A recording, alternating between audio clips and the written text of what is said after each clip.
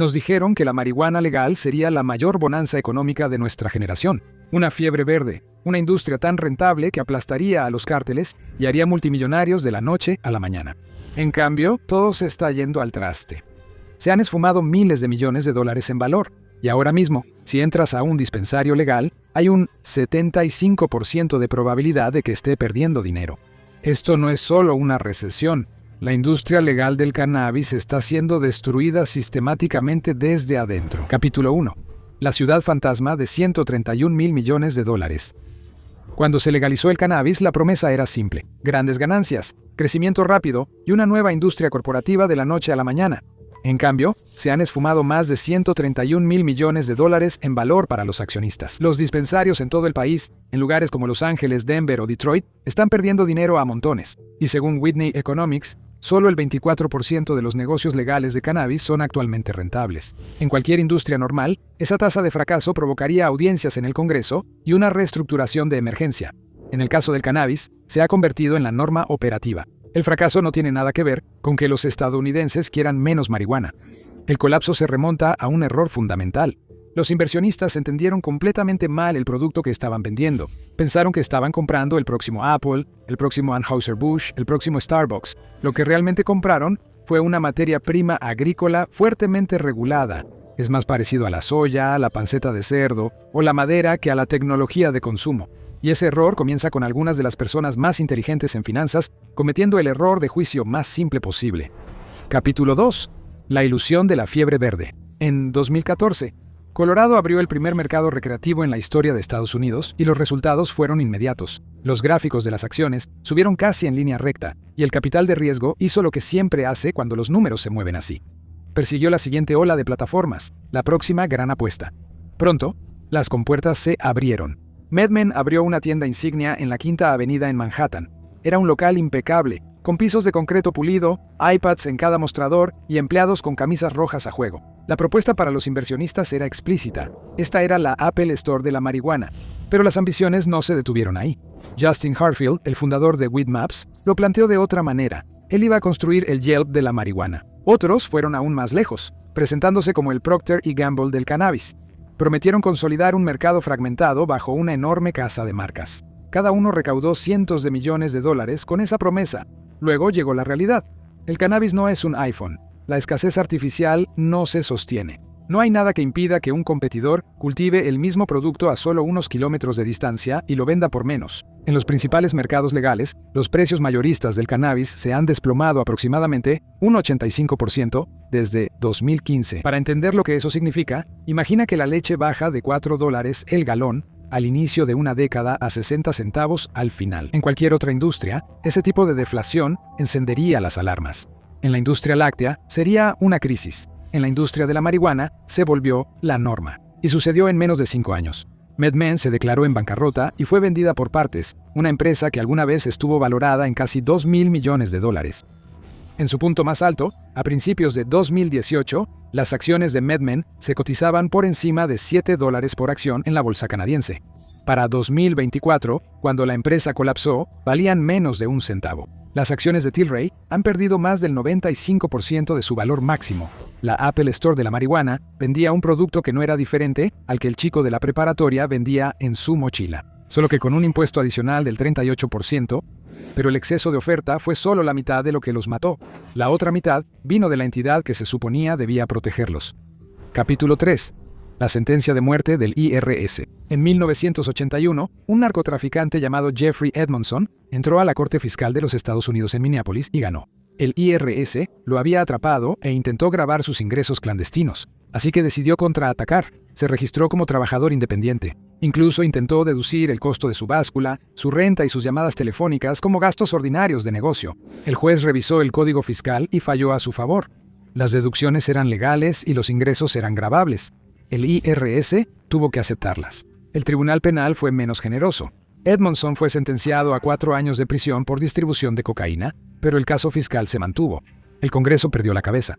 En cuestión de meses, los legisladores escribieron un solo párrafo en el Código de Ingresos Internos, diseñado para asegurarse de que los narcotraficantes no pudieran volver a hacer esa jugada. La llamaron Sección 280 y pensaron en Pablo Escobar 43 años después. Las personas que están pagando esa factura son empresarios minoristas de mediana edad en California, Colorado y Michigan, madres con hipotecas y veteranos en su segunda carrera.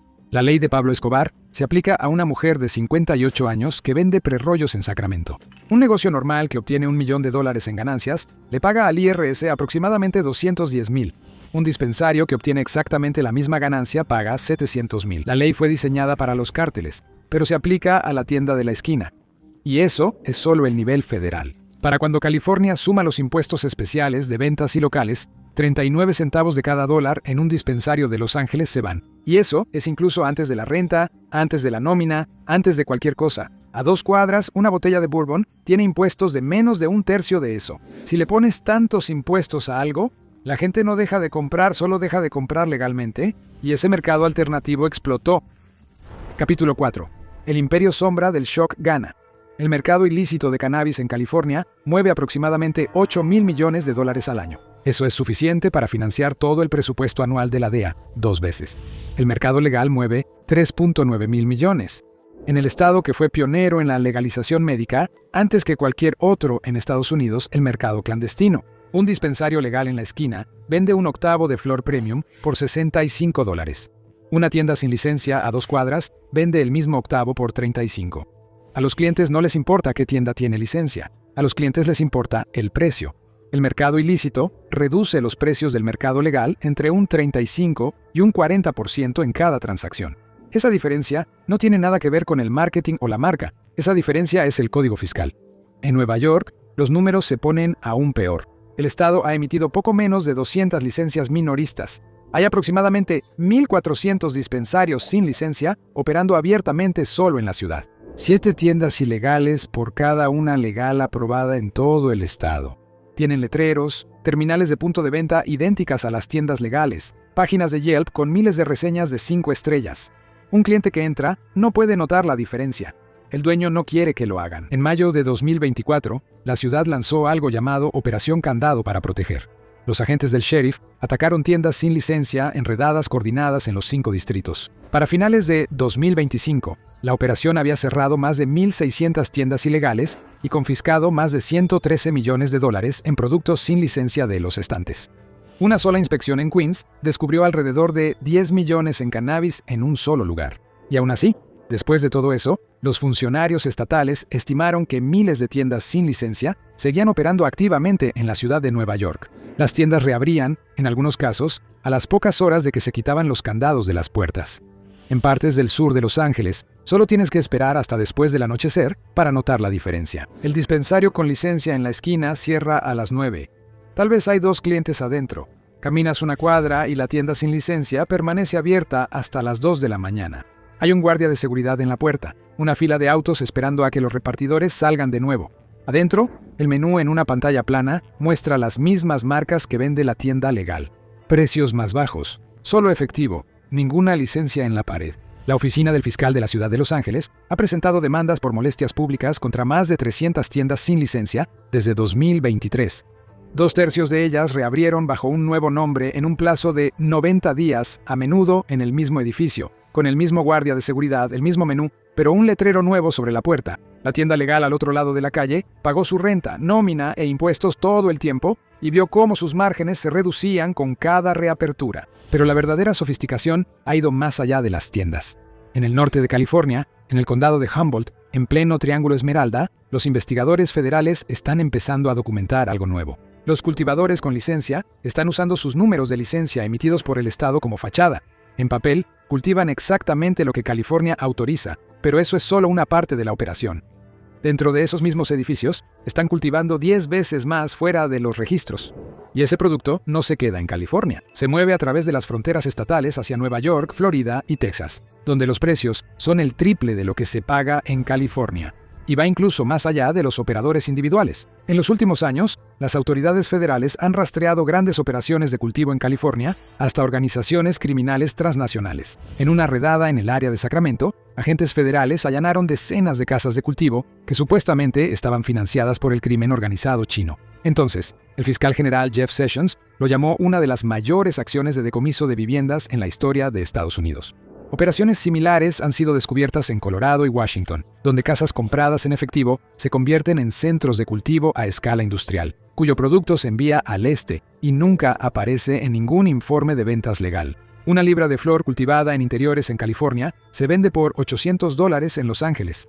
Esa misma libra, trasladada a Manhattan, se vende por $2.500 a través de las redes de entrega clandestinas de Florida, puede alcanzar los $3.200. Ninguna cadena de suministro legal puede igualar esos márgenes. Los operadores más profesionales en el cannabis de California en este momento están usando licencias como fachada, no están manejando cadenas. ¿Y el gobierno? El aparato federal de aplicación de la ley que se suponía debía vigilar todo esto, ha pasado a segundo plano. Las incautaciones de cannabis por parte de la DEA disminuyeron un 33% entre 2011 y 2020.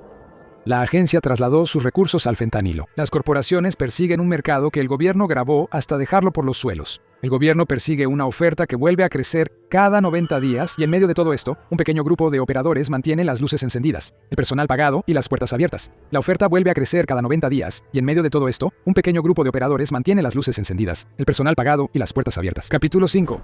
Los microsobrevivientes.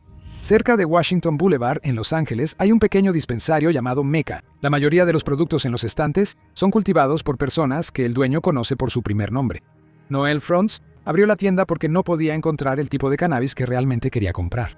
Su modelo es lo opuesto a la tienda de Apple de marihuana. Ella se integra con un pequeño grupo de cultivadores que ha verificado personalmente. Ella prueba cada lote por sí misma. Si la calidad de un cultivador baja en una cosecha, lo retiran de los estantes. Los clientes vienen a Mecca porque confían en el nombre de Noelle Frantz sobre la puerta, no en la marca del frasco. Los dispensarios corporativos tenían compradores en oficinas lejanas haciendo pedidos basados en hojas de cálculo. Mecca tiene a Noelle Frantz en el piso, hablando con un cliente habitual sobre lo que compró el mes pasado y lo que llegó fresco esta semana. Ella recuerda sus preferencias. Ella recuerda la variedad que no les gustó en marzo. Un modelo así nunca se podrá escalar a 100 sucursales, ese es el punto. Al otro lado de la ciudad, en el oeste de Los Ángeles, Jay Handel dirige Urba. Él tomó un camino diferente. Urba funciona casi como un mercado. A través de distribuidores con licencia, pequeños cultivadores surten el producto a los estantes de Urba y solo reciben el pago cuando su producto se vende. Aunque Urba adquiere legalmente la propiedad, nunca compran el producto por adelantado. Esa sola decisión significa que Urba no se queda con millones de dólares en flor sin vender como les pasó a las cadenas corporativas cuando los precios se desplomaron. El cultivador asume el riesgo. El cultivador también es la persona que mejor conoce el producto. Cuando los precios bajan, el cultivador absorbe el golpe. Cuando una variedad se vuelve popular, el cultivador recibe los beneficios. Urba cobra un porcentaje y nunca asume el riesgo financiero de un producto por más tiempo del que le toma al cliente sacarlo por la puerta. El resultado es una selección que cambia más rápido de lo que cualquier cadena corporativa puede igualar. Nuevas variedades aparecen cada semana. Las malas variedades desaparecen en cuestión de días. El cliente que entra un viernes por la noche sabe que no verá la misma selección que vio el lunes. Urba ha convertido la rotación de inventario, la métrica más lenta y aburrida en el comercio minorista, en un arma de marketing. En Long Beach, Bobby Vecchio y su socio Nick dirigen Urba, una operación de entregas. No hay tienda física, ni renta, ni vitrinas de vidrio. Es una reputación construida en llegar a tu puerta en menos de 30 minutos con el producto exacto que pediste, entregado por un repartidor que recuerda tu nombre en la segunda visita. Una dispensario minorista en Long Beach paga de $12,000 a $30,000 al mes en renta. Urba paga por autos y gasolina. Bobby contesta su propio teléfono. Nick se encarga de la logística de las rutas desde una laptop en la mesa de su cocina. El costo fijo mensual combinado de operar Herb es aproximadamente lo que una sola sucursal de MedMen solía pagar por la limpieza de ventanas. Cuando una cadena corporativa envía un pedido a la dirección equivocada, el cliente espera una semana para recibir un correo electrónico de disculpa. Cuando Herb envía un pedido a la dirección equivocada, Bobby lleva el reemplazo personalmente a la puerta del cliente esa misma noche, muchas veces en menos de una hora. 3 operaciones. 0 financiamiento de capital de riesgo. Ninguna valoración de 10 cifras. Nadie pretende ser la próxima gran cosa. Lo que sí son es rentables. Lo que están haciendo es lo que cualquier negocio local en Estados Unidos siempre ha hecho. Mantente lo suficientemente pequeño para conocer a tu cliente, lo suficientemente ágil para adaptarte al mercado, lo suficientemente honesto para que los clientes habituales sigan regresando por la puerta. Ellos son, cuando quitas todo lo demás, la única parte de la industria legal del cannabis que realmente funciona, y el sistema está a punto de cambiar de nuevo. Será el que los termine. Capítulo 6. La toma de control de las grandes farmacéuticas. Todo comenzó con una firma el 18 de diciembre de 2025. Esa mañana, El administrador de la DEA firmó la regla final que movía oficialmente el cannabis de la lista 1 a la lista 3 de la Ley de Sustancias Controladas. Para la 280, ese cambio fue un golpe mortal. La tasa impositiva efectiva del 70%, que había estado matando a los operadores legales durante una década, dejó de aplicarse. La industria del cannabis celebró, las acciones se dispararon. Tilray, Canopy, Curaleaf, todas subieron un 20% en un día. Las publicaciones comerciales publicaron titulares sobre un nuevo amanecer. Twitter se llenó de fundadores publicando emojis de champán. Luego llegó la realización. La categoría 3 es la misma clasificación legal que la ketamina, el Tylenol con codeína y los esteroides anabólicos, lo que significa que el cannabis legalmente se convierte en un producto médico estrictamente regulado. Un medicamento recetado no aprobado no puede venderse de la manera en que Meca lo vende. El modelo que Urba ha perfeccionado sigue siendo una violación directa de la ley federal. El auto de reparto sin marcas de Bobby sigue cometiendo una infracción federal de tráfico, solo que bajo un conjunto diferente de reglas. Los productos farmacéuticos requieren instalaciones de fabricación aprobadas por la FDA, datos de ensayos clínicos, registros de auditoría, costos de cumplimiento que pueden sepultar a un pequeño operador, y Noel no tiene ese tipo de dinero. Tampoco Bobby y tampoco Herba. Ningún operador independiente en la costa oeste puede permitírselo. Quedan fuera del mercado en cuanto entra en vigor la norma. Pero la gran industria farmacéutica sí puede. En 2018, la FDA aprobó por primera vez en la historia de Estados Unidos un medicamento derivado del cannabis. El medicamento se llamaba Epidiolex. Era una forma purificada de CBD fabricada en el Reino Unido y aprobada para tratar dos formas raras de epilepsia infantil. La DEA inicialmente lo colocó en la lista 1B. 2 años después, lo sacaron completamente de las listas de sustancias controladas. El precio de lista para un año de Epidiolex es de $32,500 por paciente. Ese mismo compuesto en su forma cruda se puede comprar en un dispensario de California por una fracción mínima de ese precio. El compuesto no es diferente, la planta no es diferente. Lo que cambió fue la categoría regulatoria. Una vez que un producto pasa al rubro farmacéutico del balance, se le pone precio como a un fármaco, se vende como un fármaco y se protege como un fármaco. Altria ya tiene una participación de varios miles de millones de dólares en Cronos. British American Tobacco posee casi el 30% del productor canadiense de cannabis Organigram. Las compañías tabacaleras y farmacéuticas han pasado los últimos 5 años comprando discretamente su lugar en la mesa, mientras la prensa se obsesionaba con los fracasos corporativos del cannabis. Las cifras de cabildeo cuentan el resto de la historia. La industria farmacéutica y de productos de salud gastó más de $300 millones en cabildeo federal solo en 2025. La pelea ni siquiera está cerca de ser pareja. Cuando la FDA escriba las nuevas reglas, estarán hechas para las empresas que ya operan dentro de los marcos de la FDA, no para Noel Fronts en el Boulevard Pico. Para cuando las regulaciones entren en vigor por completo, el dispensario como lo conocemos ya no existirá. El gobierno que se suponía que debía legitimarlo, lo grabó hasta llevarlo a un cierre en cámara lenta. El mercado negro que se suponía que iba a desaparecer se ha duplicado en tamaño. Y el pequeño grupo de independientes que descubrieron cómo hacer que esto funcionara, están a punto de descubrir que la siguiente fase de la legalización nunca fue diseñada para ellos desde el principio. En la América moderna, la fiebre verde termina de la misma manera que terminan todas las demás fiebres. La única pregunta real que queda es cuánto tiempo les queda a Noel, Jay, Bobby y Nick para mantener las luces encendidas antes de que pertenezcan a alguien más. La cuenta regresiva ya está en marcha, pero nadie les dijo cuándo empezó. Bajo todas las leyes y vacíos legales del mercado, todo se reduce a algo más simple.